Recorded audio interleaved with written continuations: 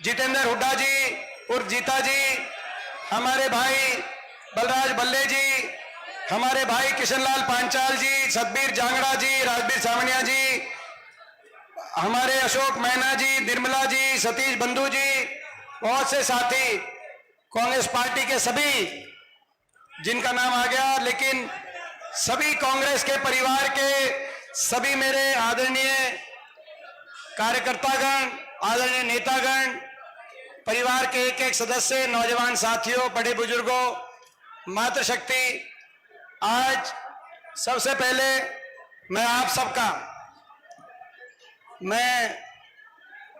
धन्यवाद तो क्या करूं, किन शब्दों से करूं, मेरे पास कोई शब्द नहीं है जिन शब्दों से मैं आप सबका धन्यवाद कर सकता हूं।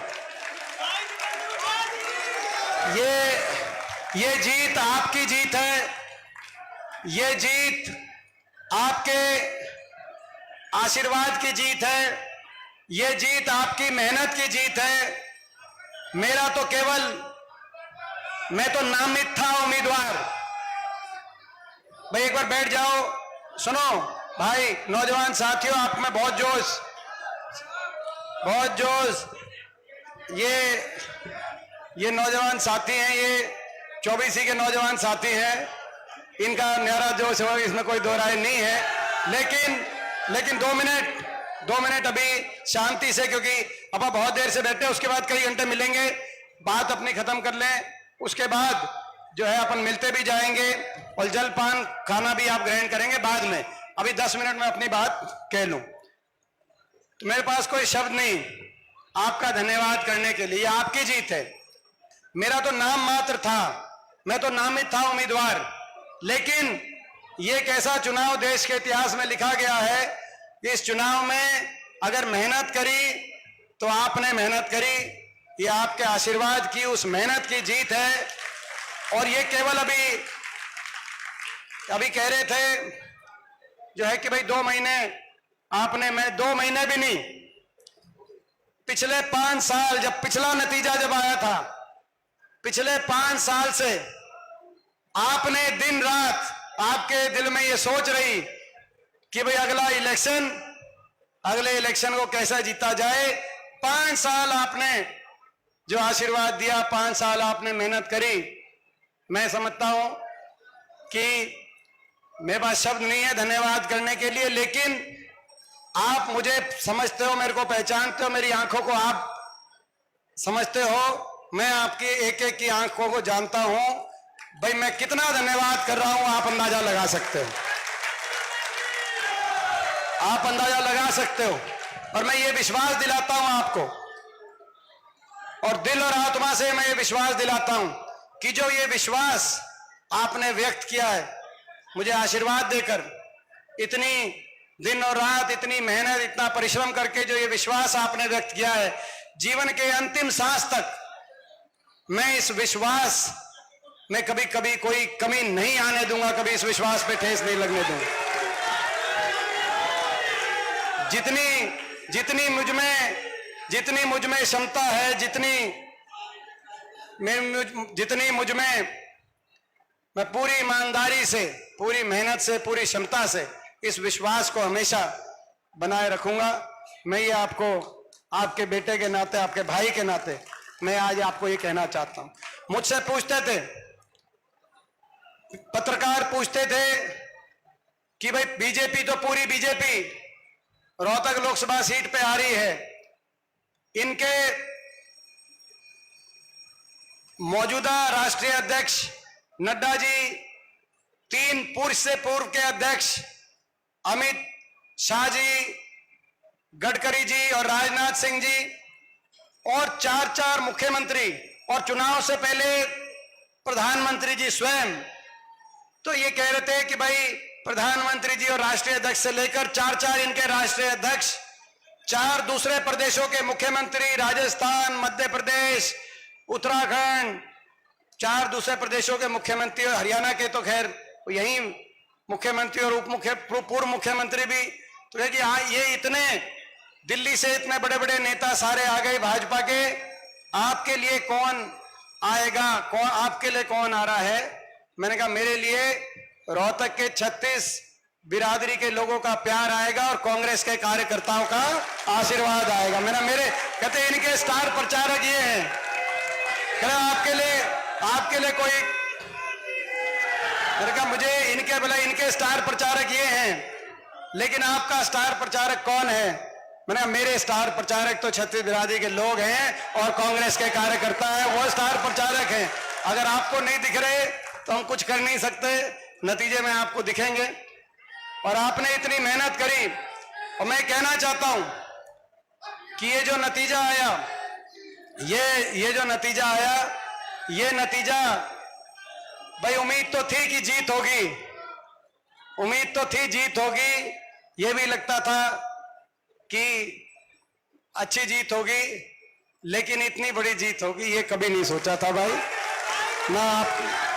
और इतना दिल खोल के आशीर्वाद जो आप सबने आपकी मेहनत की वजह से, और ये मैं आपकी मेहनत को, मैं अपनी ये जो नतीजा ये जीत है, ये मैं अपने सारे कांग्रेस के परिवार के, आपकी सारे कार्यकर्ताओं की, आपकी मेहनत को मैं अपनी ये जो जीत है ये समर्पित मैं करता हूं। आपकी मेहनत, इस जो नतीजा आया, नतीजे के कई मायने देश की राजनीति पे, प्रदेश की राजनीति पे, हमारे क्षेत्र पे, इसके कई मायने हैं। सबसे पहले तो देश की राजनीति में 2 शब्द मैं कहूंगा, उसके बाद अपने हरियाणा प्रदेश पे मैं आता हूं। मैं आप सबका धन्यवाद करता हूं कि देश की राजनीति में एक बहुत बड़ा जनादेश आपने दिया है। आज ये जो जनादेश है, इसकी भावना समझनी होगी जो एक केंद्र की सरकार समझ नहीं रही। भाजपा के घमंड को देश में तोड़ने का काम आपने किया है, देश की जनता ने किया। 400 पार के नारे को ध्वस्त करने का काम किया है। आज अल्पमत की सरकार बनी है दिल्ली में, जैसे अल्पमत की सरकार चल रही है चंडीगढ़ में, ऐसे ही अल्पमत की सरकार आज चल रही है दिल्ली में। वोट की चोट से देश के संविधान को, बाबा साहब के संविधान की रक्षा करने का काम आपने किया है, देश के प्रजातंत्र को बचाने का काम किया है, देश के प्रजातंत्र में संतुलन लाने का काम किया और देश को एक मजबूत विपक्ष आपने दिया है।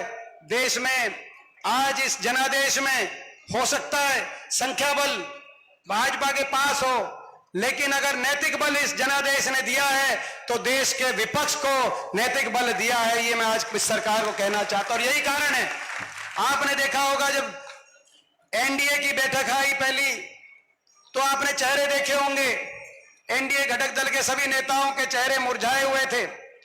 और जब इंडिया गठबंधन की बैठक आई, कांग्रेस पार्टी की बैठक आई, तो आपने देखा होगा सबके चेहरों पे चमक थी, सब एक दूसरे के गले मिल रहे थे, मिठाई खिला रहे थे। ये नैतिक बल की ताकत है। नैतिक बल बहुत करिश्माई है, नैतिक बल में बहुत बड़ा करिश्मा होता है। और सरकार की मैं कहना चाहता हूं केंद्र सरकार से कि इस जनादेश की भावना को केंद्र सरकार को समझना चाहिए। लेकिन पहले 2-3 दिन जो संसद में हमने देखा, इस जनादेश की भावना को केंद्र सरकार समझ नहीं पा रही। केंद्र सरकार उसी अलोकतांत्रिक तानाशाही कार्यशैली से कदम बढ़ा रही है जिससे 10 साल चल रही थी, जिसको जनता ने नकार दिया। केंद्र सरकार के जो आपने देखा होगा राष्ट्रपति अभिभाषण में, हमने उसकी झलक देखी। राष्ट्रपति अभिभाषण में यह समझ में नहीं आ रहा था, जब राष्ट्रपति अभिभाषण हम सुन रहे थे कि कौन से सन का सरकार बनी है। राष्ट्रपति अभिभाषण की शुरुआत हुई जब महामहिम जी ने सरकार की जो अपनी तैयार कराई गई, जिस तरीके से उन्होंने बात अपनी रखी, तो पहली बात की संपूर्ण बहुमत से सरकार बनी। आप जानते हो अल्पमत की सरकार है। तब मुझे लगा कि शायद 2014 की जब मोदी सरकार बनी थी, उस राष्ट्रपति अभिभाषण से कुछ पंक्तियां ले ली गई हो। उसके आगे बोला इमरजेंसी, बहुत गलत लगी। मुझे लगा शायद 1977 की जनता की सरकार से कुछ पंक्तियां ले ली हों। अरे इनको समझना चाहिए 2024 है, जब लोगों ने आपको झटका दे दिया है, नहीं समझोगे तो आने वाले समय में लोग आपको अच्छी तरह समझा देंगे। इनको ये समझना चाहिए, हम इनसे कहना चाहते हैं। मगर जनता जनार्दन है, जनता जनार्दन और देश के प्रजातंत्र की जय हो, आज हम ये कह सकते हैं। ऐसा जनादेश आपने दिया। और जहां तक हरियाणा की बात है, हरियाणा ने तो एक ऐसा जनादेश दिया है जिसकी गूंज पूरे देश में सुनाई दे रही। देश के 28 राज्य हैं, 28 प्रदेश, 28 प्रदेशों में अगर विपक्ष की इंडिया गठबंधन की सबसे ज्यादा मत प्रतिशत 47.6% मत प्रतिशत एक प्रदेश में 28 प्रदेशों में आया है, तो वो दक्षिण के तमिलनाडु में, केरल में, तेलंगाना या कर्नाटक में जहां हमारी सरकारें हैं वहां नहीं। अगर 47.6% अगर मत प्रतिशत एक प्रदेश में देश में सबसे ज्यादा आया है 28 प्रदेशों में, तो वो हरियाणा प्रदेश के अंदर आया। मैं आपको बधाई देता हूं।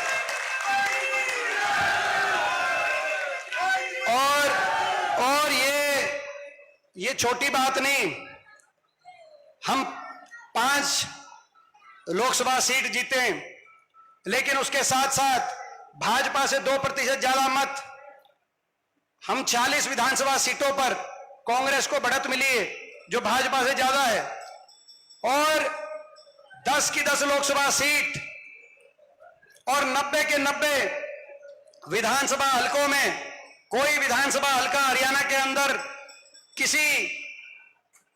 हरियाणा के किसी भी भौगोलिक परिस्थिति में था, किसी भी जातीय समीकरण में था, हर विधानसभा हलके में कांग्रेस के मत प्रतिशत में जबरदस्त बढ़ोतरी हुई और भाजपा के मत प्रतिशत में जबरदस्त गिरावट आई। ये आपके जनादेश का भाव, हरियाणा के जनादेश का भाव, 90 के 90 में हर विधानसभा सीट में हमारी वोट बढ़ी और भाजपा की वोट में 90 के 90 में गिरावट आई है। साफ संदेश है, पिछले लोकसभा चुनाव के मुकाबले हमारे मत प्रतिशत में 20% इजाफा हुआ। ये भी देश के अंदर रिकॉर्ड है। 1984 के बाद कांग्रेस को इतना मत प्रतिशत हरियाणा में मिला। 1984 के बाद ये इतिहास एक साफ संकेत हरियाणा के लोगों ने दिया है। हरियाणा के लोगों ने साफ संकेत दे दिया कि आने वाला समय कांग्रेस का है। हरियाणा के कोने कोने से एक ही संदेश आया है कि बीजेपी की ये सरकार जा रही है और हुड्डा साहब के नेतृत्व में, उदय भानजी की अध्यक्षता में कांग्रेस की सरकार आ रही है। लोगों ने साफ संकेत दे दिया कि आपकी सरकार, आपकी तरफ, कांग्रेस पार्टी की तरफ लोग दुखी हैं इस सरकार से, और लोगों ने भाजपा के एजेंडा को नकारने का काम किया। अगर रोहतक लोकसभा सीट का नतीजा अगर प्रतीक है किसी बात का, मैं आपको बधाई देता हूं। छोटा सा प्रदेश हरियाणा प्रदेश, और दूसरी बार देश की बड़ी जीतों में आपने अपना नाम अंकित कराने का काम किया। आपको याद होगा 2009 में देश की में दूसरी बड़ी जीत, देश में सबसे बड़ी जीत आपकी हुई थी, और इस चुनाव में राहुल जी के बाद दूसरे नंबर की जीत आपकी जीत हुई, पूरे देश में जीत हुई। जब चुनाव शुरू हुआ था तो कई पत्रकार कहते थे कि ये रिपोर्ट ये आ रही है कि जी आप जीत रहे हो, लेकिन फिर भी आप इतनी मेहनत कर रहे हो। मैंने कहा जीतना केवल हम चुनाव जीतने के लिए नहीं निकले, हम दिल दी जीतने के लिए निकले हैं। 9 के 9 हलकों में जीत हो, हर गांव, हर शहर, हर कस्बे में और 36 बिरादरी में हमें बढ़त मिले, तब हमारी असली जीत होगी। और रोहतक लोकसभा सीट का जो नतीजा है ये बड़ी जीत है। इस बात का नतीजा, परिणाम सभी बड़ी बात यह है कि पूरे रोहतक लोकसभा क्षेत्र में हर जगह और हर वर्ग ने आपको आशीर्वाद दिया, आपको बढ़त देने का काम किया। आपने देखा होगा जितने भी रोहतक लोकसभा सीट में जितने भी एससी समाज के हमारे बूथ हैं, लगभग 100% में आपको बढ़त मिली, 100% में लोगों ने आशीर्वाद दिया। आपने देखा जो प्रदेश की सबसे बड़ी अहीर बहुल्य विधानसभा क्षेत्र है कोसली से भी लोगों ने आशीर्वाद देकर जिताने का कार्य किया। जो हमारी सबसे बड़ी पंजाबी समाज बहुल्य विधानसभा क्षेत्र की, हमारा रोहतक विधानसभा क्षेत्र हमारा, उससे भी आपको बढ़त मिली। जो ब्राह्मण बहुल्य हमारे गांव हैं, लगभग हर ब्राह्मण बहुल्य गांव में लोगों ने आशीर्वाद दिया, आपको बढ़त देने का काम किया। जो गुर्जर समाज के बहुल्य गांव हैं, उन गांव के अंदर आपको 100% उन गांव में लोगों ने आशीर्वाद देके जिताने का काम किया। जो बैकवर्ड समाज के बहुल्य गांव है या बहुल्य बूथ है, वहां पर आपको लोगों ने जिताने का आशीर्वाद देके जिताने का काम किया। जो वैश्य समाज के हमारे जो बूथ हैं, हर एक बूथ में लोगों ने आशीर्वाद देके जिताने का काम किया। यहाँ जो राजपूत समाज के हमारे 19 गांव हैं, उन 19 गांव में से राजपूत समाज बहुल्य जो गांव हैं उनमें से भी 13 गांव के अंदर लोगों ने आशीर्वाद देके पहली बार आपको जिताने का काम किया। मैं समझता हूं रोहतक लोकसभा क्षेत्र के मतदाताओं ने भाजपा की जो नीति थी, भाई को भाई से उलझाने की नीति, धर्म और जाति के आधार पर आपस में भाई को भाई से उलझाओ, विकास कुछ किया नहीं, प्रदेश का 10 साल भट्टा बिठा दिया, लेकिन भाई को भाई से उलझाने का काम किया। रोहतक लोकसभा क्षेत्र के लोगों ने बड़ी जीत दी, मगर उससे बड़ा संदेश दिया कि ये नकारात्मक राजनीति, भाई को भाई से भिड़ाने वाली राजनीति अब हरियाणा में नहीं चलेगी। हरियाणा में कुछ चलेगा तो आपस का प्यार चलेगा, भाईचारा चलेगा। हरियाणा में कुछ चलेगा तो सकारात्मक राजनीति की तरफ हरियाणा चलेगा। ये एक संदेश दिया और इस संदेश को लेकर पूरे प्रदेश में आप भी जाएंगे, हम भी जाएंगे। पूरे प्रदेश को संविधान तो बचा लिया आपने, मगर लड़ाई बाकी है। संविधान को बचाए रखने के लिए लड़ाई लड़ेंगे। आपने देखा जो संसद के अंदर हुआ वो भी आपने देखा, मगर अब हरियाणा को बचाने की बारी है। कल वर्ल्ड कप था, इंडिया तो जीत गया वर्ल्ड कप में। जीत गया कि नहीं जीत गया? शुभकामनाएं। वर्ल्ड कप में इंडिया तो जीत गया, लेकिन इस भाजपा की नकारा सरकार से हरियाणा वालों की लड़ाई अभी चल रही है। इंडिया तो जीत गया, लेकिन हरियाणा को भी जिताना अभी बाकी है। बीजेपी की सरकार से, इस बीजेपी की सरकार से इंडिया तो जीत गया, लेकिन हरियाणा भी जीतेगा। जीतेगा कि नहीं जीतेगा? हरियाणा भी। बीजेपी की सरकार को हराएंगे और हरियाणा को जिताएंगे। ये हमारा संकल्प है। बीजेपी की सरकार को हराएंगे और हरियाणा को जिताएंगे। हरियाणा ताकि दोबारा से खुशहाली के रास्ते पे आगे जाए, विकास के रास्ते पे आगे जाए, देश में हरियाणा की पहचान बने। जो दिल्ली के 3 तरफ बसा हुआ प्रदेश देश में सबसे आगे होना चाहिए। आज वो देश में सबसे आगे है तो बेरोजगारी में देश में सबसे आगे, महंगाई में देश में सबसे आगे, भ्रष्टाचार में देश में सबसे आगे, अपराध में देश में सबसे आगे, नशे में देश में सबसे आगे। हरियाणा के नौजवान के भविष्य को ऐसी गर्त में, बेरोजगारी गर्त में इन्होंने धकेल दिया कि नौजवान कहीं बेरोजगारी से परेशान, डिप्रेशन में, कहीं नशे की तरफ, कहीं अपना कई जिलों में घर बार बेचकर विदेश की तरफ डंकी के रास्ते जाकर, कहीं यूक्रेन और रशिया के युद्ध में हरियाणा के नौजवान कहीं जाने में मजबूर हो रहे हैं, कहीं अपराध की तरफ, कहीं नशे की तरफ ऐसी स्थिति आ गई। वो हरियाणा देश में आगे है तो हर वर्ग के अपमान में आगे है।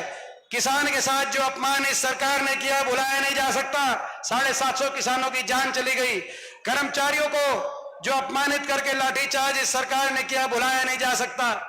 चुने हुए जनप्रतिनिधि, सरपंच, जिला पार्षदों पे जो लाठियां बरसाई भुलाई नहीं जा सकती। हमारी बेटियों के लिए, न्याय के लिए जब लड़ाई बेटियां लड़ रही थी, उनको जो अपमानित दिल्ली की सड़कों पे किया गया, हमारी खिलाड़ी बहनों बेटियों को भुलाया नहीं जा सकता। हर वर्ग को अपमानित करने में और सरकार के अहंकार में और जनता की अनसुनी करने में अब बता रहे हैं, चुनाव का झटका लगा तो बता रहे हैं पहचान पत्र कि हम योजना वापस लेने की बात कर रहे हैं, सोच रहे हैं।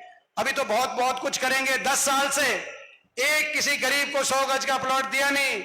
अब कह रहे हैं उस पे हम जो है 100 गज के प्लॉटों की जो योजना थी उस पे अभी तो बहुत कुछ कहेंगे। अब आप क्या कहोगे? जो कहेगी हरियाणा की जनता ही कहेगी। मैं कहना चाहता हूं बीजेपी वालों को, अब आप क्या कहोगे? आप तो जो है आपने तो जो करना था वो कर लिया। अब तो आप कहोगे और हम भी कहेंगे और जनता फैसला करेगी। जनता अपना फैसला करेगी, हरियाणा को आगे लेके जाने का काम करेगी। ये 3 महीने हैं। एक और मैं आपको बधाई दे रहा हूं और दूसरी ओर मैं आपसे पूछना चाहता हूं, ये 3 महीने में पूरे प्रदेश में आपको और हमको, पूरे प्रदेश में एक एक जगह, कहीं आप जाओगे कहीं मैं जाऊंगा। जैसे लोकसभा चुनाव में जो आपने चुनाव कहीं मैंने संभाला तो कहीं आपने संभाला और मुझसे ज्यादा आपने संभाला। कई साथी तो सुबह मेरे उठने से पहले आते थे और मेरे को सुलाने के बाद जो है मैं सो जाता था, तब भी जाग रहे होते थे। तो आपने ज्यादा, तो मैं आपसे पूछना चाहता हूं, आप कहो, अगर आपका आशीर्वाद हो तो ये संदेश लेकर हरियाणा में परिवर्तन के लिए प्रदेश के कोने कोने में, आप कहो तो मैं जाऊं प्रदेश के कोने कोने के अंदर, हरियाणा को आगे लेके जाने की, लड़ाई लड़ने का काम करूं। आपका आशीर्वाद हो। आपने देखा कि आपके नतीजे की गूंज केवल हरियाणा प्रदेश ही नहीं, आज दिल्ली में भी आपके नतीजे की गूंज सुनाई दी। पहले दिन जब लोकसभा का जब शपथ ग्रहण, पहले ही दिन आपके नतीजे की गूंज सुनाई दी कि नहीं सुनाई दी? मैं पूछना चाहता हूं। जय संविधान, मैं पूछना चाहता हूं, जय संविधान से इतनी क्या किसी को तकलीफ हो सकती है? ये देश संविधान से चलता है, ये संसद भी संविधान से चल रही है। ये वो संविधान है जहां हर वर्ग के अधिकारों को सुरक्षित किया गया है। ये वो संविधान है जहां हर नागरिक के अधिकारों को प्रावधान दिया गया है। जय संविधान बोलने पे तो संसद के परिसर में खुशी होनी चाहिए। ये वही संसद का परिसर है जहां पे संविधान की रचना हुई, और मुझे गर्व है कि संविधान बाबा साहब के नेतृत्व में जब संविधान बना, उस संविधान सभा में और उस संविधान पे जब हस्ताक्षर करने की, ओरिजिनल कॉपी पे हस्ताक्षर करने की बारी आई, तो बाबा साहब के नेतृत्व में जब संविधान पे हस्ताक्षर किए गए, तो पंडित जवाहरलाल नेहरू, सरदार पटेल और मौलाना आजाद जी के साथ साथ चौधरी रणबीर सिंह हुड्डा जी के भी उसी संविधान पे दस्तखत अंकित है। तो जब से संविधान बोला गया, तो उस महान सदन के सम्मानित आसन की ओर से टोट टिप्पणी हुई। तो टोट टिप्पणी हुई तो मुझे लगा कि इस पूरे सदन में कम से कम एक कोई ऐसा सदस्य जरूर हो जो ये कहे कि जय संविधान बोलना तो खुशी की बात है, इस पे किसी को आपत्ति नहीं होनी चाहिए। इसीलिए मैं उठ के खड़ा हुआ और मैंने कहा, और विनम्रता से, पूरी शालीनता से मैंने यही कहा कि इस पर किसी को आपत्ति नहीं होनी चाहिए सर। इससे मैंने ये कहा, वो सही कहा कि गलत कहा? सही कहा कि गलत कहा, उसका फैसला मैं आप पे छोड़ता हूं। उसका फैसला मैं माननीय आसन पे भी छोड़ता हूं। मैं उसका फैसला आप पे छोड़ता हूं कि वो सही कहा कि गलत कहा। मगर मैं एक चीज कहना चाहता हूं सरकार को, मैं सरकार को बताना चाहता हूं, ये देश जय जवान, जय किसान, जय संविधान का देश है। इसको जय धनवान का देश नहीं बनने देंगे। मैं ये कहना चाहता हूं, ये देश जय जवान का, जय किसान का, जय संविधान का और जय नौजवान का देश है। इसको जय धनवान का देश नहीं बनने देंगे। इसको ऐसा देश नहीं बनने देंगे कि प्रधानमंत्री और मंत्रिमंडल की शपथ समारोह हो रही हो दिल्ली में, पहली पंक्ति में बड़े बड़े उद्योगपति बैठे हों, अदानी अंबानी जैसे बड़े बड़े समूह के उद्योगपति बैठे हों, और पांचवी पंक्ति में देश के सेना के प्रमुख बैठे हों, छठी पंक्ति में देश के तीन सेना के प्रमुख बैठे हों। ऐसी व्यवस्था जो इस बार देखी, ऐसी व्यवस्था हम देखेंगे तो हमें जनादेश लोगों ने दिया है। ईमानदारी से, शालीनता से, विनम्रता से लड़ेंगे, लेकिन एक कदम पीछे नहीं हटाएंगे, लड़ाई अपनी लड़ेंगे, ये हम कहना चाहते। तो भाई आधी लड़ाई जीत गए। देखो एक बात कही थी, आधी लड़ाई एक बात कही थी कि भाई ये वाया, क्या कहा था, वाया दिल्ली, क्या कहा था, वाया दिल्ली। तो भाई ये एक लड़ाई, देखो भाई आपने देखा जब पिछली सरकार बनी, लोग पिछली बार दुखी थे बीजेपी से। 2019 में सरकार नहीं चाहते थे, 75 पार का नारा था, 40 पे गाड़ी रुक गई। फिर जेजेपी ने समर्थन दे दिया। जिस जेजेपी ने नारा दिया कि अब की बार जमुना पार, बीजेपी को करो जमुना पार, उन्होंने, लोगों ने तो कर दी थी बीजेपी ने को जमुना पार, उन्होंने जमुना पार से बीजेपी को ढूंढा, जमुना में डुबकी लगाई, नहलाया धुलाया, चंडीगढ़ में सरकार बना दी। मगर उस समय हमने एक बात कही थी, हरियाणा कोने कोने में जाकर, उस समय उचाना में जाकर मैंने एक जनसभा करी थी, आपको याद होगा, और फिर उसके बाद सिरसा में भी करी थी। और उचाना में जाके मैंने एक बात कह दी थी कि मैं चुनौती देता हूं, इन्होंने जनता के साथ, अपने मतदाता के साथ इतना बड़ा विश्वासघात, राजनीति में नैतिकता होनी चाहिए, ईमानदारी होनी चाहिए, कुछ मूल्य और कुछ आदर्शों पे टिका रहना चाहिए, लेकिन इन्होंने अपने मतदाता के साथ इतना विश्वासघात कर दिया। आने वाले समय में किसी एक हरियाणा की सीट से इनकी जमानत बचने की परिस्थिति नहीं होगी। और आपने देखा वही हुआ, आपने देखा वही हुआ। हरियाणा में दो तरह के मुकाबले हुए लोकसभा में, भाजपा का और कांग्रेस का, जिसमें कांग्रेस आगे रही, और दूसरा मुकाबला हुआ नोटा का और जेजेपी का और इनेलो का। यही हुआ ना, नोटा का इनके साथ मुकाबला हुआ। और आज भी हम कहना चाहते हैं, कल आए थे केंद्रीय गृह मंत्री अमित जी शाह, कल पंचकुला में आए थे, और मैं अखबार पढ़ रहा था आज, अखबार में यह आया कि वो कह रहे थे, उन्होंने राहुल जी की तुलना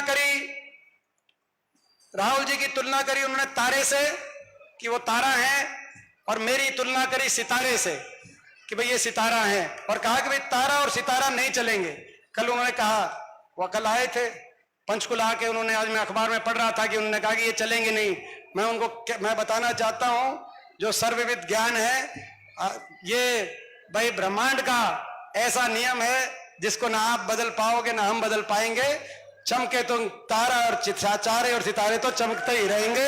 मैं उनको कहना चाहता हूं, तारे और सितारे तो चमकते ही रहेंगे। तो इसमें मगर मैं उनको कहना चाहता हूं, जो मैंने जेजेपी को कहा था, एक सीट से जेजेपी की जमानत नहीं बचेगी, तब हमने ये कहा था।